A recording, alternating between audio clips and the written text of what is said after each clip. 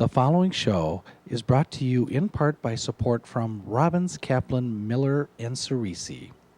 We don't just practice law, we make history. Online at rkmc.com.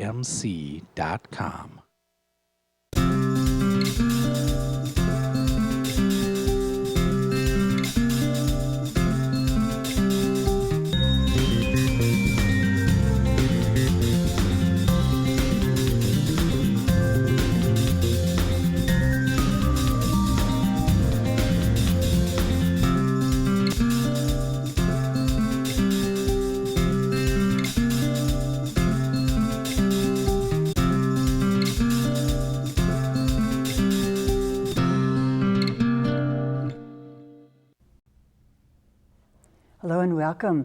Very excited tonight about my guest. She is the Minnesota Teacher of the Year for the year 2013. She just found out that she was the winner in early May this year, and I'm delighted to introduce you to her. Megan Olivia Hall is our Minnesota Teacher of the Year. So congratulations and welcome to the show. Thanks, Mary. It's a pleasure to be here. How did you feel? I think we can all kind of put ourselves in your shoes. You're sitting at a banquet, you're one of 10 finalists, and your name is called. Were you surprised? Were you? I was shocked. Shocked? I was so surprised. All 10 finalists were such strong teachers, and I just spent the whole weekend getting to know them. The whole weekend I thought, oh, you're going to win. No, you're going to win. No, you're going to get the award. No, you. And when the 2012 Teacher of the Year, Jackie Rail, said my name, I was like, wait, what? And they have this kind of sneaky way of announcing it. Oh, she comes up and she says, the 2013 Teacher of the Year is dedicated to his or her students. And everybody's like, oh, come on. Oh, and then she started talking. Stretch it out. Yep, and she started dropping some hints, and she mentioned Outward Bound. I take my students on an Outward Bound service trip. Oh. And I thought, oh, do you guys take, oh. So it took a while for it to sink in. Yeah. Was your family there? Yes, yeah. Each finalist had a whole table of family members. So my son, who's 3, came, and my husband and my mother and 2 of my aunts and my teaching mentor and 2 of my teaching colleagues and a former student. So I had 10 spots I could fill. What a great representation. It was so awesome. It felt so good just knowing I had a team there with me. I was very nervous. It really helped. Did your little 3-year-old son grasp the significance, do you think? When I received the award, I had a chance to give a thank you comment, and so I spoke up. And when I talked about him, I told him that he was the light of my heart, and he said, "Ha!" just in this perfect moment. And I think he got it. He got to come up afterwards and be with me when they took pictures, and he went to school. Yes, I saw his picture in the paper. He would like to know that when he meets people, he says, "Have you seen me on the newspaper?" Oh, that's great. Well, you teach life science, and you teach at the Open World Learning Community School. I've not heard of the school, and I need to have you define life science, too. So first, tell us about the Open World Learning Community School. It used to be called St. Paul Open School, but we went through a restructuring process, and the students and our site council chose the name, so choosing by committee gives you a long name, I guess. So now we have this mouthful name. Sometimes we call it OWL for short, or sometimes just Open. It's been around since 1971, and it's a public school in St. Paul Public Schools. So it's not a charter school? No, it's like a charter school in some ways. It's small, we're very into innovation, a lot of research, based practices in our classrooms. And a lot of the families that come to us list charters as their second and third choices. But we are a part of St. Paul Public Schools. We always have been, and we have a really supportive school board, a really supportive superintendent. So that's been a blessing over the years to be a part of all of the services that a public district offers for students. Yes, that would be a more stable kind of exactly school for you as a teacher and the kids too. And now life science, is that biology? It is, and I have a general license for middle school, and I do teach middle school life science, middle school biology. I've also taught middle school physical science, middle school earth science. I have a chemistry license. It's a little school, it's very small, so I've sometimes been a one-woman science department. These days, it's all different forms of biology, which is my favorite topic. And I have a colleague named Rebecca who teaches the chemical sciences, and we have a new person coming on, Matthew, to do the physics. So as our school has grown a little bit in the past few years, I've had some more colleagues, but there have been some years when I was the only one. I like it better having some colleagues to eat lunch with. To share with. And how big is the school? You said very small, but right now it's 300 kids, 6-12. Okay. In the olden days, from first grade through 6th through 12th. Oh, 6th through 12. Yeah. In the olden days, though, it was a K-12 school. It's only been a couple years that we've been middle and high school only. Okay. And back when we were K-12, it was more like 400 students. And you work just with 6th graders with the life science class, or with all ages? It was one of the things I like best about my job is I have the kids when they're young in middle school, and then they come back to me for high school biology, and then they come back for AP biology, AP environmental science when they're 11th graders, 12th graders. I have some of the advanced classes. So there's that continuity. Exactly. That would be wonderful for the kids too. One of the things that I read that you aim to do is encourage the children, the young people's voices. And that sounds great, but I thought to myself, now how do you do that? What does it mean exactly? I think there's a couple ways that our school does this, and the first one is in the classroom. We are what's called an expeditionary learning school, which is another mouthful. It's the same philosophy that Outward Bound came out of. So this idea of learning as an adventure, and by the end of their time in school, students are self-directed, they're self-sufficient, they have craftsmanship skills, they set their own course, in other words. And so when we're working in the classroom, we try to have projects that incorporate student voice and student choice. So when I'm, for example, teaching about the immune system, students can pick many different ways to learn about the same standard, the different types of cells that our bodies use to fight infection. But they could design a game about that, or they could write a poem, or some of my favorites have been the three-dimensional models. So there's lots of different ways that students can meet a standard, can show what they know. So you don't say the assignment is, and we all do the same assignment. Well, sometimes they do. It depends on how young the kids are. The younger they are, the more you have to structure it. But by the time they're a lot older, I try to have them running the class more than me running the class. So that's one way we have student voice, is we try to make the classes with the student in the center, the student being the most important thing. And then in our school, we also have some institutionalized ways that students can speak out. We have a very active site council, and the co-chair is usually a student. And the site council reviews the budget, and sometimes volunteers to be on interview committees, that kind of thing. They meet once a month, and they have an active voice in the school. And some years, not all years, but next year we're all lined up to have a really great student government. And the president of student government gets to sit in on the administrative meetings, gets to know exactly what's happening in the school. With sort of average range of kids in most school classrooms, there's some that are real self-directed and some that really need a lot of direction from the teacher. Do you find that with this school and with this philosophy, you're drawing kids to the school who are more self-directed? It's tricky, right? Because there are all different kinds of students from all walks of life. And our goal is that by the time a student graduates, they have those skills. And I would say that it's a pretty rare 12-year-old who can direct themselves to learn the Minnesota state standards without anybody stepping in. I mean, that would be a pretty, there are children like that, but they're few and far between. So I think our role as teachers in this school is to get students there eventually, that it's a step-by-step process. And it takes time. We're always talking to each other about how to scaffold those steps and how to make it happen. So the kids come in, you've got a huge range of kids that come in other words. Okay. It's great, and you know, sometimes we do have multi-age classes. It's always been part of Open. Back in the olden days, we had K-12 classes, and we had seniors sitting down with kindergartners. But oftentimes an older student who's learned those skills can come coach a younger kid through it. And that's really useful. That's a neat use of, I mean, it's neat, it's a win-win, isn't it? Yeah. One thing you said when you won, or after you won, was that you thought perhaps one of the reasons you were chosen was that you've worked hard to close the gap between the upper income and the lower income students. Right. And that sounds wonderful, and I'm wondering how sort of specifically have you worked at that, and how has it gone? Well, I know that all teachers do what they can in the classroom to engage everyone and to make it a welcoming place. We're all, by this point, we're all aware of the achievement gap. We all know about it. At Open, we have a special way that we run our school that I think helps a lot engage families that maybe were disenfranchised in the past. And that's through a class period we call crew. It comes from this outward bound saying, we are none of us passengers, we are all crew. Everyone's involved. We need all hands on deck to solve the problems in education and society today.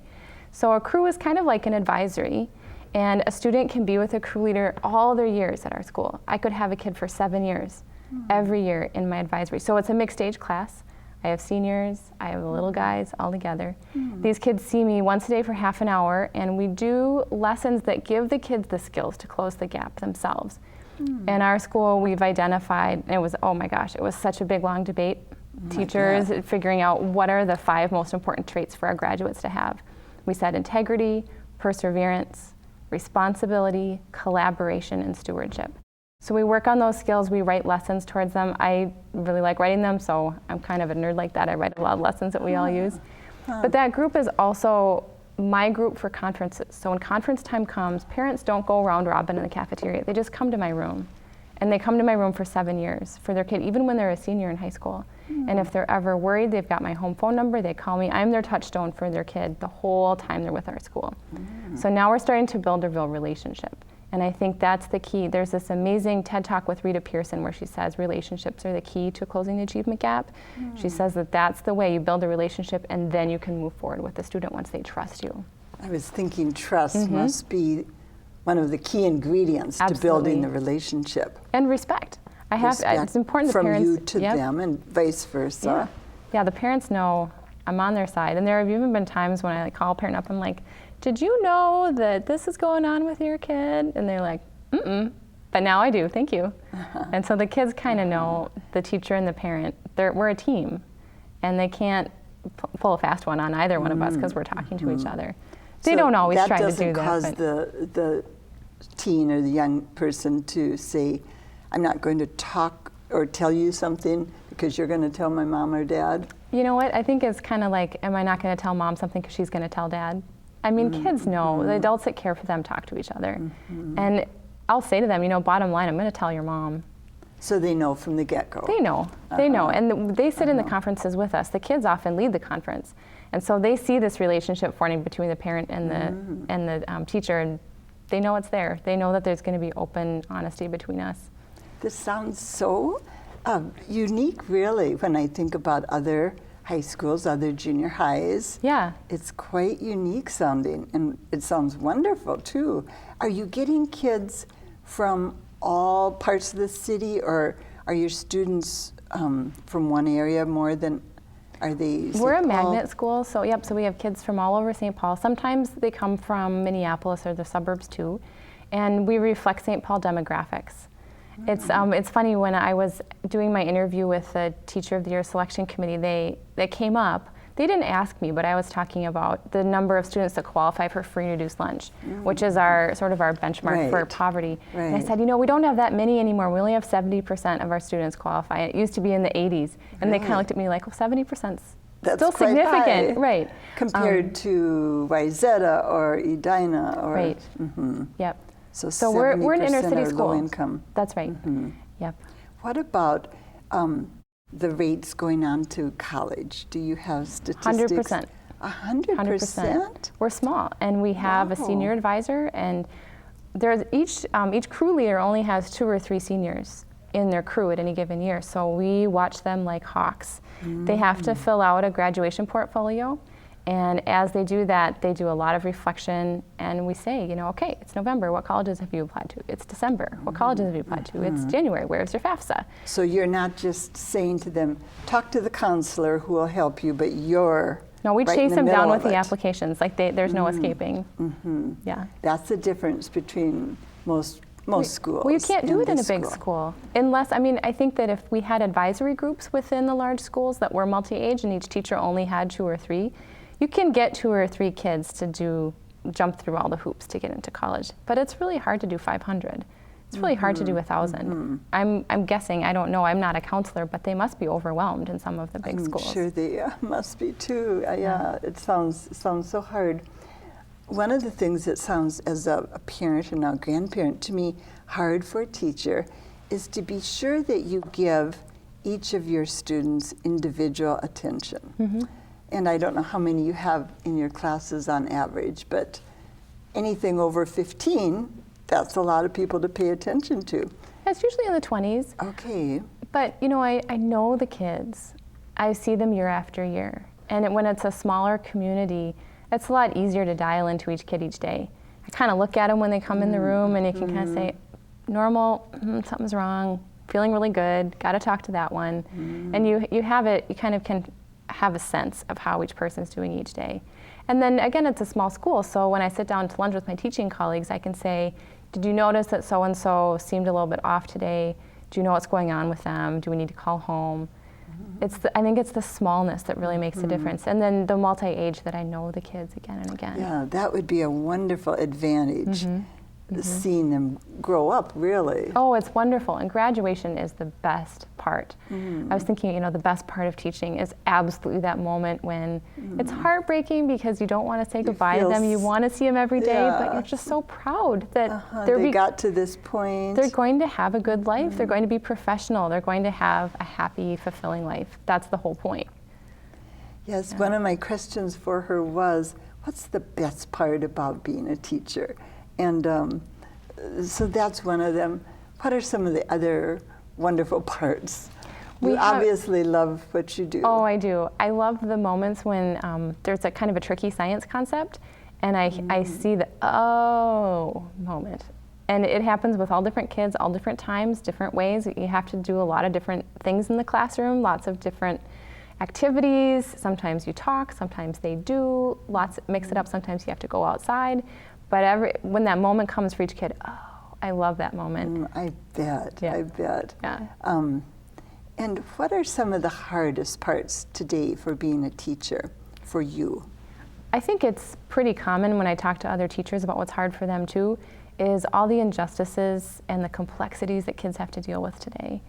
It's such a complicated world, and the world isn't fair, and it's really, really hard to see a young person struggling through that.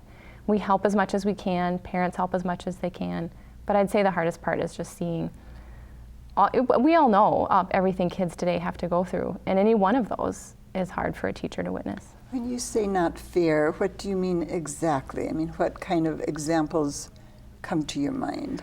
Well, speaking from my own life, when I was a year and a half old, my father passed away. That's not fair. That isn't fair. And so, you know, I was the child of a single parent. My mother remarried when I was 6, and then they got divorced when I was 14. Divorce isn't fair either. Yeah, I mean, you could name a million things. Yeah, okay. So many sad things happen in our lives. And, you know, we also have inequities in our world. We have socioeconomic inequities. We have cultural and racial inequities. We have gender inequities. They're out there.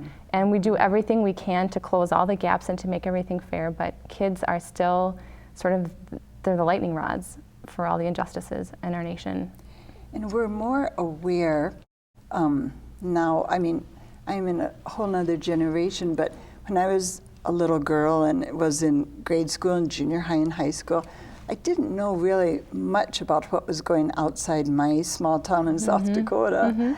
Now kids do, and I think that can be overwhelming. You hear about violence here and violence there and horrible things going on in the world, and you're dealing with realities earlier.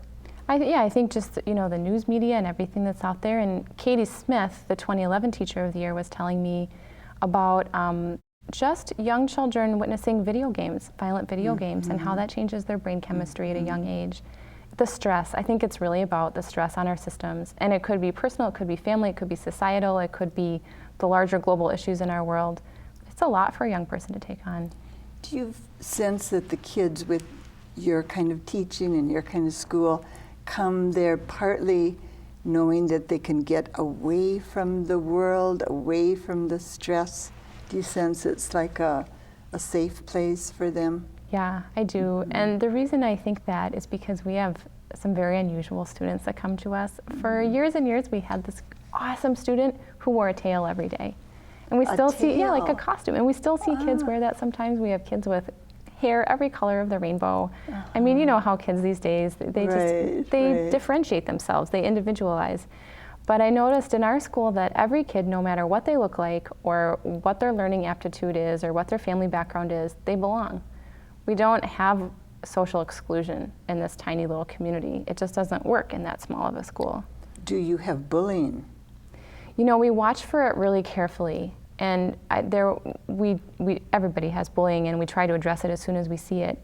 There was this amazing acting troupe from Central High School that came to our school, and they gave this wonderful student-directed play. And at the end of it, one of our students stood up and said, "Sometimes I feel bullied," and everybody was like, "Oh!" So the next day we're all talking to her and trying to figure out how can we support her. So everybody's eyes are open. It happens, and then we address it as soon as it happens. It's something we're hearing more about, and kids are probably more open about Yes. talking about being bullied or being a bully too. Yeah, and thank goodness they're talking about it. Yeah. That is good. That's progress. We hear so much in the media about evaluating teachers based on test scores. What's your take, so to speak, on that, Megan? Well, teaching is a profession, so it's important to know what quality in a profession looks like. There's a lot of different measures of quality. And in my experience and my years of teaching, the best indication I've ever seen is when another teacher comes to my classroom and when I go to another teacher's classroom, the peer review, peer assistance, peer coaching, and sometimes just observing a classroom and then having a talk afterwards, troubleshooting together. And no, that's not something that you can necessarily put numbers to, and maybe it's not as beautiful to the statisticians, but it's beautiful in the classroom.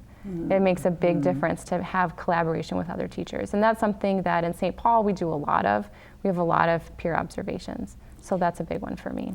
Ryan Vernash, who was the Teacher of the Year in 2010, I'm sure you've met him, talked about bringing kids up to his 6th grade class from maybe a 2nd grade level in terms of skills, basic skills. And yet he said we still didn't meet standards because they still were maybe at 5th grade level, but they were supposed to be at 6th grade, even though he'd worked and got great progress for these kids. That's got to be frustrating for you as a teacher when the system really is so specific in the way it looks at success. There's lots of different kinds of tests. And there's one that my husband teaches English, so he does the reading and writing data, and he looks at those a lot. We don't have nearly as many tests for science, but he says that the useful test that's out there, it's called the MAP test. And the great thing about this test is the same kid can take it several times throughout a school year, and you can track that kid's progress. That's what I think is important. Is a student being the best they can be personally? And are they making progress individually, from where they started? Exactly. Yep. So that would be a wonderful measurement tool, really, wouldn't it? Yeah. I would say out of all the tests that are out there, the MAP is the one that teachers use. MAP. MAP, and it helps learning. I'd say we got to be careful because tests are expensive. They're expensive in time. They're expensive with money, and they're expensive with kids' anxiety too. A lot of kids have anxiety about tests. Right. Some people do not test well, do they? Exactly. So I think we have to pick the best use of our time, the most efficient tests that can help learning. That's the point, is to help learning. With your teaching in the field of science, a few years ago I interviewed the man who's the director of the Minnesota Science Museum, and he said only 5% of our high school graduates in Minnesota are really competent to go on into college and scientific careers. I was kind of shocked by that number. I thought, wow, because everything we read says we need to be developing our math and science students. Do you see any shift in that statistic? I do. Are you concerned as he was and I am as I think about that? We use a lot of standards to drive our instruction. And in the last few years, we're starting to shift back to what's called inquiry teaching, or thinking like a scientist, scientific questioning, the scientific process. Back when I first started teaching, inquiry was huge. It was the main thing we did in the science classroom. But then the standards shifted more to facts and ideas that students had to memorize. And now we're starting to see a shift, at least as an advanced placement teacher, I'm seeing that expectation shift. They have completely revised AP biology. And that's due to feedback from college professors who said the college students that come to us need to have a better foundation in how to think like scientists. So I do think the shift is coming back. That's exciting to hear. Yeah. We have a stereotype in our culture that girls are good in reading and social studies and boys are good in math and science. Do you find that gender difference, or is that just a myth? I think it could be a self-fulfilling myth if we believe it. I just read a study that said that when girls were reminded that they were girls, nothing else, and then they went in and took a math test, their scores were lower. Really? Just being reminded that they were female. Wow. Whereas if a girl sees strong role models in math and science, and boy, we have some great ones now, then she can imagine herself in that role. And now she writes a new narrative in her head. I'm good at math, I'm good at science, this is fun. Girls do math, girls do science, we're good at it. My first female science teacher was my sophomore year in college. And that's when I decided to become a biology major, when I had her class. Really? Yeah. One of my best teachers ever was a biology teacher my first year in college. And there was something about her that made me want to do really well on the test to please her. Right. Now that's probably not the best motivation for learning, but Any motivation is a good motivation. Yeah. Yeah. Well, thank you so much for coming down. Is there any one thing you'd like to say? We've got about 30 seconds left, to people who are maybe a little discouraged about our present school system. Is there any one thing you'd want to say to parents who have dubious feelings? I think parents know, and so I don't really need to say it, but I'll say it anyway. Teachers really want students to succeed. And we all get frustrated with the system. It's been underfunded for a really long time. But I think if we remember that parents and teachers are on the same team, we both want the same thing for our kids, we can do anything together. On that very positive note, we can do anything together. I like that. Thank you so much. And again, congratulations. I'm so happy for you that Thanks, Mary. You have this great honor. Thanks. Thanks. Thank you for being with us. We'll be back again next week. Until then, have a good week.